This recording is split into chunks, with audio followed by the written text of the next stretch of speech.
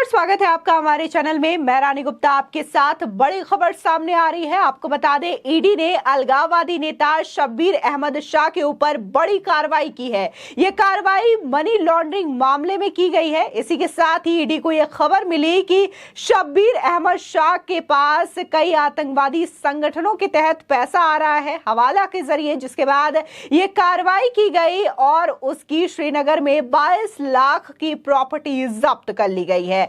आपको बता दें कि ईडी ने अलगाववादी नेता शब्बीर अहमद शाह की श्रीनगर स्थित 22 लाख रुपए की प्रॉपर्टी मनी लॉन्ड्रिंग एक्ट के तहत कुर्क कर ली है। इसी के साथ ही आरोप है कि शब्बीर शाह को यह पैसा आतंकी संगठनों के जरिए हवाला से मिला था। बता दें कि ईडी के एक आला अधिकारी ने यह बताया कि यह कार्रवाई मनी लॉन्ड्रिंग एक्ट के तहत जांच एजेंसियों द्वारा दर्ज की गई एक एफआईआर के आधार पर की गई है। आपको बता दें कि ईडी ने अलगाववादी नेता शब्बीर शाह की श्रीनगर स्थित 22 लाख रुपए की प्रॉपर्टी मनी लॉन्ड्रिंग एक्ट के तहत जब्त कर ली है। इसी के साथ ही ये अलगाववादी नेता शब्बीर अहमद शाह के लिए बड़ा झटका माना जा रहा है, क्योंकि कई ऐसे इनपुट्स बरामद हुए थे ईडी को और इसको लेकर के एक एफआईआर भी दर्ज कराई गई थी कि कैसे शब्बीर अहमद शाह को आतंकवादी संगठनों के जरिए पैसे मिलते हैं और ये पैसे हवाला के जरिए उन्हें दिए जाते हैं, जिसके बाद ये कार्रवाई की गई है। और कई सारे इस जांच के दौरान इनपुट्स मिले कि कैसे आतंकी संगठनों के द्वारा ये पैसे पहुंचाए जाते थे, जिसके बाद ये भी देखा गया कि ये जो पैसे हैं उसको उपयोग किया जाता था कश्मीर में अशांति फैलाने के लिए। कई सारी ऐसी घटनाएं देखी गई है कश्मीर के अंदर कि कैसे वहां पर पत्थरबाजी की घटनाएं होती थी, बार बार हिंसक प्रदर्शन देखने को मिलते थे, सरकार के खिलाफ आवाम जो है पत्थर लिए हुए खड़ी नजर आती थी। लेकिन अब ये चीजों का खुलासा हो चुका है कि कैसे शब्बीर अहमद शाह के द्वारा आतंकी संगठनों से भेजे गए पैसों के जरिए ये चीजें करवाई जाती थी और ये प्री प्लानिंग के तहत कश्मीर में अशांति फैलाने की कोशिश की जाती थी। बता दें कि शब्बीर शाह को यह पैसा आतंकी संगठनों के जरिए मिला था। एनफोर्समेंट डायरेक्टर ने एक आला अधिकारी ने यह कहा कि यह कार्रवाई मनी लॉन्ड्रिंग एक्ट के तहत जांच एजेंसियों द्वारा दर्ज की गई एक एफआईआर के आधार पर की गई है। आपको बता दें कि जांच एजेंसियों ने लश्कर-ए-तैयबा के सरगना हाफिज मोहम्मद सईद तथा अन्य के खिलाफ एक एफआईआर दर्ज की थी। यह एफआईआर 30 मई 2017 को दर्ज की गई थी। इसी के साथ ही ईडी अधिकारियों के मुताबिक जांच के दौरान ये पता चला है कि शब्बीर अहमद शाह कश्मीर को अशांत करने की हो रही अनेक कोशिशों में शामिल भी था।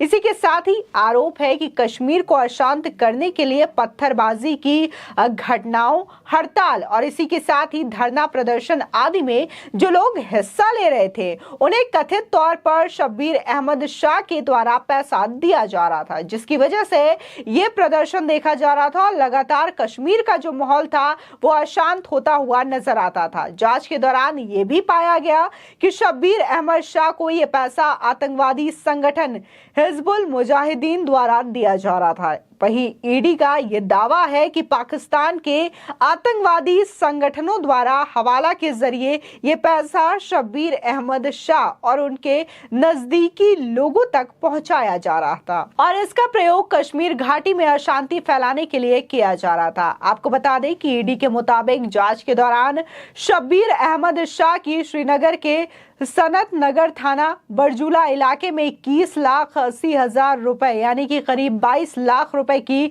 एक प्रॉपर्टी पाई गई। ईडी का यह कहना है कि यह प्रॉपर्टी शब्बीर अहमद शाह के नाम पर थी। इसी के साथ ही जांच के बाद इस प्रॉपर्टी को आरंभिक तौर पर मनी लॉन्ड्रिंग एक्ट के तहत अटैच कर लिया गया है, यानी कि इस प्रॉपर्टी को ईडी ने जब्त कर लिया गया है। बता दें कि शब्बीर अहमद शाह फिलहाल दिल्ली की तिहाड़ जेल में बंद है। देखा गया था कि कई दिनों से लगातार कश्मीर की घाटी में हिंसक प्रदर्शन हुए, हड़ताल हुए, धरना प्रदर्शन लोग कर रहे थे सरकार के खिलाफ और कई पत्थरबाजी की घटना भी देखी गई, जिसमें कई बार खुलासा हुआ था कि जो बच्चों के हाथ में पत्थर थमाए जा रहे हैं उनके पीछे एक ऐसा समूह है, एक ऐसा संगठन है जो कि इनको पैसे देता है, जिसके बाद ये लोग पत्थर उठाए हुए नजर आते हैं और अपने ही सुरक्षा कर्मी और अपने ही देश के सैनिकों पर ये पत्थर बरसाते हुए नजर आते थे और इस तरीके की घटना आए दिन कश्मीर की घाटी पर देखने को मिलती थी। लेकिन इसके पीछे यह भी कहा जाता था कि जरूर आतंकवादी संगठनों का हाथ है, क्योंकि कश्मीर की जनता इस तरीके की चीजें कभी भी नहीं कर सकती। अपने ही सैनिकों के खिलाफ या फिर अपने ही सरकार के खिलाफ कभी इस तरीके से पत्थरबाजी की घटना या फिर हिंसक प्रदर्शन को अंजाम नहीं दे सकती।